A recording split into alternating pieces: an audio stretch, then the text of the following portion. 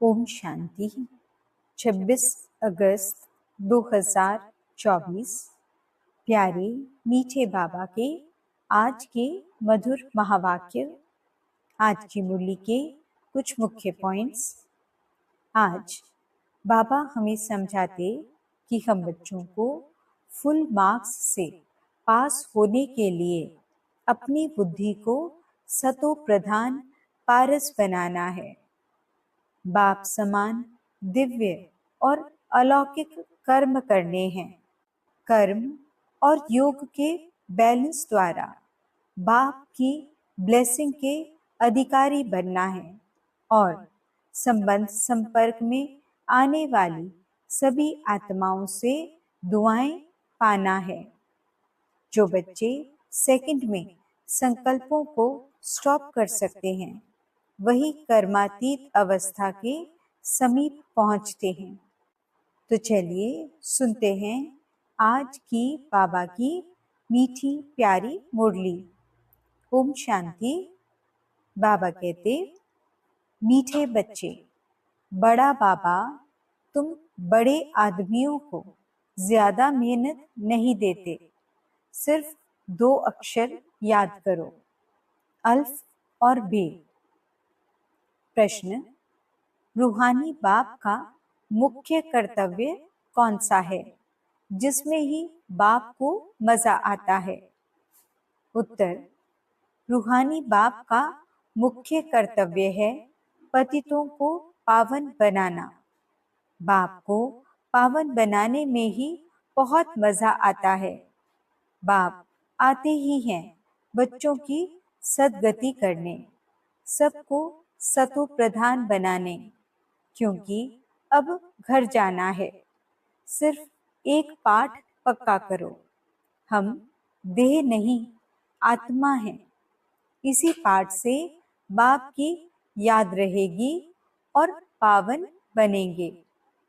ओम शांति। रूहानी बाप बैठ रूहानी बच्चों को समझाते हैं। बाप को भी मजा आता है तुम बच्चों को पवित्र बनाने में, इसलिए कहते हैं पतित पावन बाप को याद करो। सर्व का सद्गति दाता वह एक ही बाप है और कोई है नहीं। यह भी तुम अभी समझते हो कि अब घर जाना है जरूर। पुरुषार्थ ज्यादा करने के लिए बाप कहते हैं याद की यात्रा जरूरी है, याद से ही पावन बनेंगे। फिर है पढ़ाई। पहले अल्फ बाप को याद करो, पीछे यह बादशाही जिसके लिए तुमको डायरेक्शन देते हैं। तुम जानते हो 84 जन्म कैसे लेते हैं। सतो प्रधान से तमो प्रधान बनते हैं। सीढ़ी नीचे उतरना होता है। अब फिर सतो प्रधान बनना है। सत्युग है पावन दुनिया, वहां एक भी पतित नहीं। सत्युग में ये बातें होती नहीं। मूल बात है पावन बनने की। अभी तो पवित्र बनो, तब ही नई दुनिया में आएंगे और राज्य करने के लायक बनेंगे। सबको पावन बनना ही है, वहां पतित होते ही नहीं। जो अभी सतो प्रधान बनने का पुरुषार्थ करते हैं वही पावन दुनिया के मालिक बनेंगे। मूल बात ही एक है, बाप को याद करने से सतो प्रधान बनना है। बाप कोई ज्यादा मेहनत नहीं देते हैं, सिर्फ कहते हैं अपने को आत्मा समझो। बार बार कहते हैं पहले यह पाठ पक्का करो, हम देह नहीं, हम आत्मा हैं। बस बड़े आदमी जास्ती नहीं पढ़ते हैं, 2 अक्षर में ही सुना देते हैं। बड़े आदमी को तकलीफ नहीं दी जाती है। तुम जानते हो सतो प्रधान से तमो प्रधान बनने में कितने जन्म लगे हैं। 63 जन्म नहीं कहेंगे, 84 जन्म लगे हैं। ये तो निश्चय है ना, हम सतो प्रधान थे, स्वर्गवासी अर्थात सुखधाम के मालिक थे। सुखधाम था जिसको ही आदि सनातन देवी देवता धर्म कहा जाता है। थे वे भी मनुष्य, सिर्फ दैवी गुण वाले थे। इस समय है आसुरी गुण वाले मनुष्य। यह तो शास्त्रों में लिख दिया है कि असुरों और देवताओं की युद्ध लगी, तब देवताओं का राज्य स्थापन हुआ। यह तो बाप समझाते हैं। तुम पहले असुर थे, बाप ने आकर ब्राह्मण बनाए, ब्राह्मण से देवता बनाने की युक्ति बताई है। बाकी असुरों और देवताओं की लड़ाई की तो बात ही नहीं। देवताओं के लिए कहा जाता है अहिंसा परमो धर्म। देवता कभी लड़ाई थोड़े ही करते, हिंसा की बात हो न सके। सतयुग में दैवी राज्य में लड़ाई कहाँ से आई? सतयुग के देवता यहाँ आकर असुरों से लड़ेंगे या असुर वहां देवताओं के पास जाकर लड़ेंगे? हो नहीं सकता। यह है पुरानी दुनिया, वह है नई दुनिया, फिर लड़ाई कैसे हो सकती? भक्ति मार्ग में तो मनुष्य जो सुनते हैं वह सत सत करते रहते हैं। कोई की बुद्धि नहीं चलती है, बिल्कुल ही पत्थर बुद्धि है। कलयुग में पत्थर बुद्धि, सतयुग में पारस बुद्धि होते हैं। राज्य ही है पारसनाथ का। यहाँ तो राज्य है नहीं। द्वापर के राजाएं भी अपवित्र थे। रतन जड़ित ताज था, लाइट का नहीं, अर्थात पवित्रता नहीं थी। वहां सब पवित्र थे। इसका मतलब यह नहीं कि लाइट कोई ऐसे ऊपर खड़ी रहती है, नहीं। चित्र में पवित्रता की निशानी लाइट दिखाई है। इस समय तुम भी पवित्र बनते हो। तुम्हारी लाइट कहाँ है यह तुम जानते हो। बाप से योग रख पवित्र बनते हैं। वहां विकार का नाम नहीं। विकारी रावण राज्य ही खत्म हो जाता है। यहाँ रावण दिखाते हैं ये सिद्ध करने के लिए कि अभी रावण राज्य है। रावण को हर वर्ष जलाते हैं, परंतु जलता नहीं है। तुम उन पर विजय पाते हो, फिर यह रावण होगा ही नहीं। तुम हो अहिंसक। तुम्हारी विजय योग बल से होती है। याद की यात्रा से तुम्हारे जन्म जन्मांतर के सब विकर्म विनाश होने हैं। जन्म जन्मांतर अर्थात कब से? विकर्म कब शुरू होते हैं? पहले पहले तो तुम आदि सनातन देवी देवता धर्म वाले ही आए हो। सूर्यवंशी फिर चंद्रवंशी में दो कला कम हो जाती है, फिर आहिस्ते आहिस्ते कला कम होती जाती है। अब मूल बात है बाप को याद कर सतो प्रधान बनना है। जो कल्प पहले सतो प्रधान बने थे वही बनेंगे, आते रहेंगे। नंबरवार तो होते हैं, फिर ड्रामा अनुसार जब आएंगे तो भी नंबरवार ऐसे ही आएंगे, आकर जन्म लेंगे। ड्रामा कितना विचित्र बना हुआ है, इसको जानने के लिए भी समझ चाहिए। जैसे तुम नीचे उतरे हो, अब फिर चढ़ना है। नंबरवार ही पास होंगे, फिर नंबरवार नीचे आएंगे। तुम्हारी एम ऑब्जेक्ट है सतो प्रधान बनने की। सब तो फुल पास नहीं होते हैं। 100 मार्क्स से फिर कम कम होते जाते हैं। इसलिए बहुत पुरुषार्थ करना है। इस पुरुषार्थ में ही फेल होते हैं। सर्विस करना तो सहज है। म्यूजियम में तुम किस रीति समझाते हो उससे हर एक की पढ़ाई का मालूम पड़ जाता है। हेड टीचर देखेगा कि यह ठीक नहीं समझाते हैं तो खुद जाकर समझाएंगे, आकर मदद करेंगे। एक दो गार्ड रखे जाते हैं जो देखते हैं ये ठीक समझाते हैं। कोई कुछ पूछता है तो मूंझ तो नहीं जाते। ये भी समझते हैं सेंटर की सर्विस से प्रदर्शनी की सर्विस अच्छी होती है, प्रदर्शनी से म्यूजियम में अच्छी होती है, म्यूजियम में शो करते हैं अच्छी तरह से, फिर जो देखकर जाते हैं औरों को सुनाते रहेंगे। ये तो पिछाड़ी तक चलता रहेगा। ये गॉड फादरली वर्ल्ड यूनिवर्सिटी अक्षर अच्छा है। इसमें मनुष्य का तो नाम ही नहीं। इनका उद्घाटन कौन करता है? बाप ने कहा है तुम बड़े आदमी से उद्घाटन कराते हो तो बड़े का नाम सुनकर बहुत आते हैं, एक के पिछाड़ी ढेर आ जाएंगे। इसलिए बाबा ने दिल्ली में लिखा कि बड़े बड़े आदमियों की जो ओपिनियन है वह छपाओ, तो मनुष्य देखकर कहेंगे इनके पास इतने बड़े बड़े आदमी जाते हैं, यह तो बहुत अच्छा ओपिनियन देते हैं, तो यह छपाना अच्छा है। इसमें और तो कोई जादू आदि की बात नहीं। इसलिए बाबा लिखते रहते हैं ओपिनियन का किताब बनना चाहिए, यहाँ भी बांटना चाहिए। गाया जाता है झूठी काया झूठी माया, इसमें सब आ जाते हैं। बहुत हैं जो कहते हैं यह रावण राज्य राक्षस राज्य है।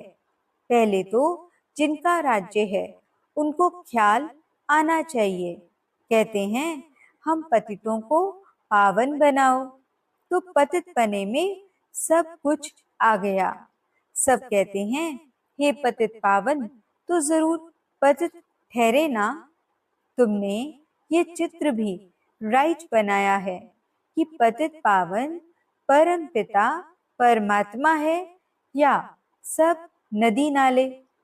अमृतसर में भी तालाब है, पानी सारा मैला हो जाता है, उसको वो लोग अमृत का तालाब समझते हैं।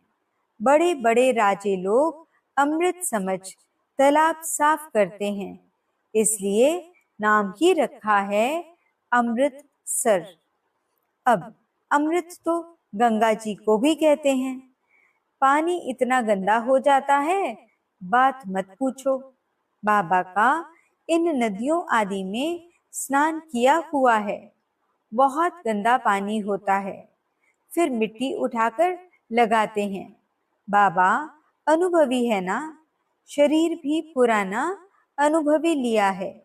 इन जैसा अनुभवी कोई होगा नहीं। बड़े बड़े वाइसरॉय किंग्स आदि से भी मुलाकात करने का अनुभव था। ज्वार बाजरी भी बेचते थे। बस 4-6 आना कमाया तो खुश हो जाते थे बचपन में। अब तो देखो कहाँ चले गए। गावड़े का छोरा फिर क्या बनते हैं। बाप भी कहते हैं मैं साधारण तन में आता हूँ।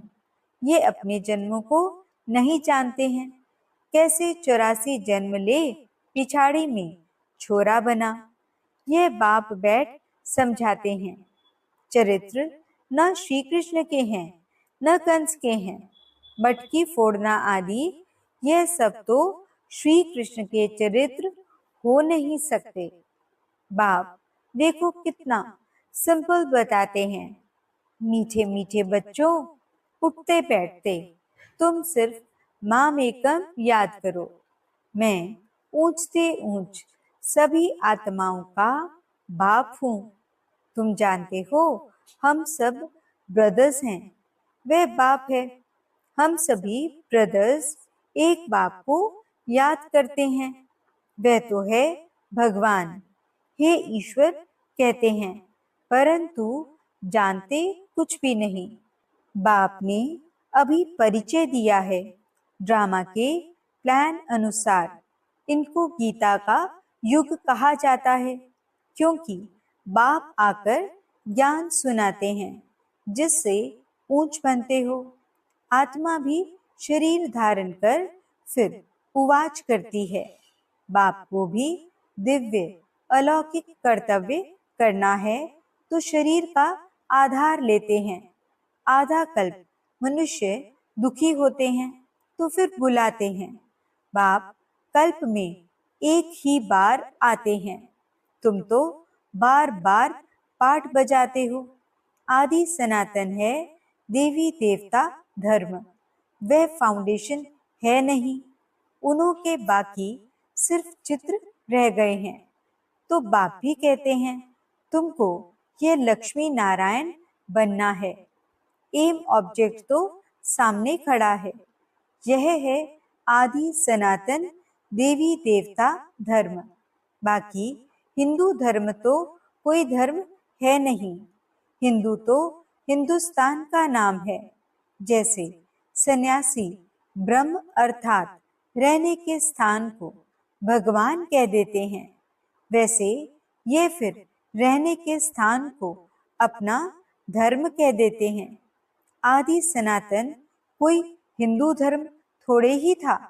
हिंदू तो देवताओं के आगे जाकर उनको नमन करते हैं, महिमा गाते हैं।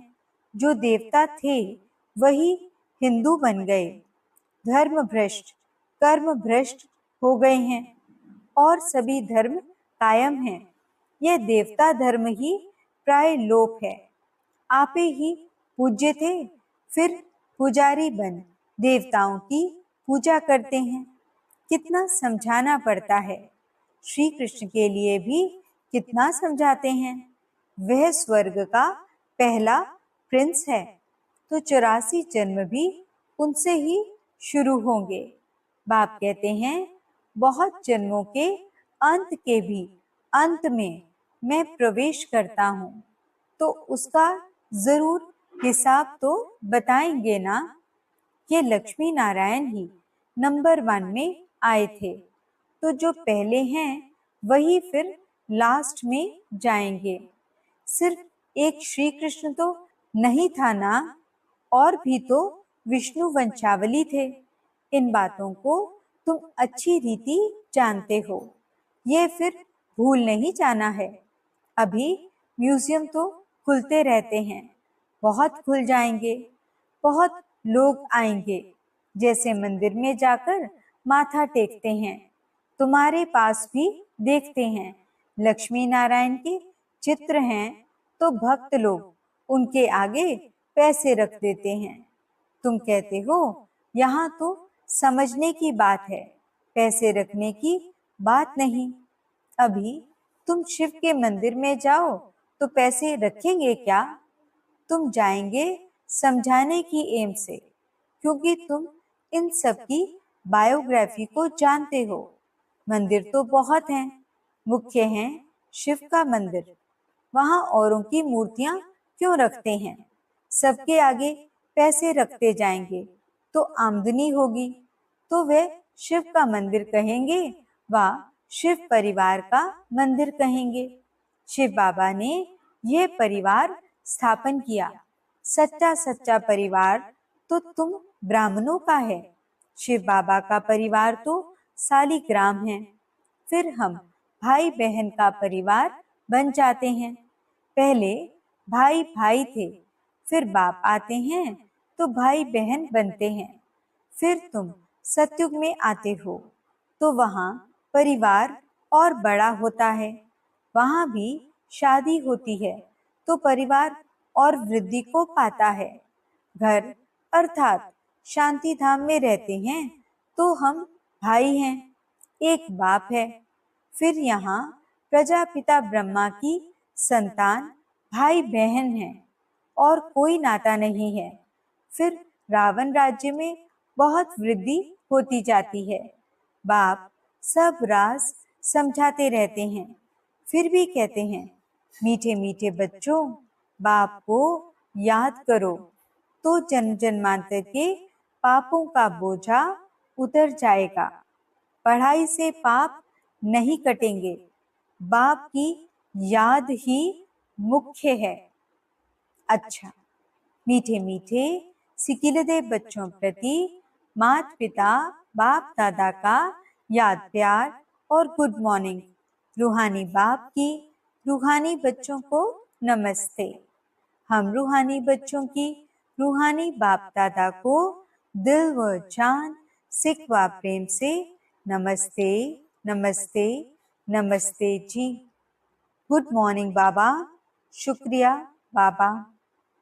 धारणा के लिए मुख्य सार। पहला पॉइंट, फुल मार्क्स से पास होने के लिए अपनी बुद्धि को सतो प्रधान पारस बनाना है। मोटी बुद्धि से महीन बुद्धि बन ड्रामा के विचित्र राज को समझना है। दूसरा पॉइंट, अभी बाप समान दिव्य और अलौकिक कर्म करने हैं। डबल अहिंसक बन योग बल से अपने विकर्म विनाश करने हैं। वरदान, कर्म और योग के बैलेंस द्वारा ब्लेसिंग का अनुभव करने वाले कर्म योगी भव। कर्म योगी अर्थात हर कर्म योग युक्त हो। कर्मयोगी आत्मा सदा ही कर्म और योग का साथ अर्थात बैलेंस रखने वाली होगी। कर्म और योग का बैलेंस होने से हर कर्म में बाप द्वारा तो ब्लेसिंग मिलती ही है, लेकिन जिसके भी संबंध संपर्क में आते हैं उनसे भी दुआएं मिलती हैं। कोई अच्छा काम करता है तो दिल से उसके लिए दुआएं निकलती हैं कि बहुत अच्छा है। बहुत अच्छा मानना ही दुआएं हैं। स्लोगन, सेकंड में संकल्पों को स्टॉप करने का अभ्यास ही कर्मातीत अवस्था के समीप लाएगा। ओम शांति।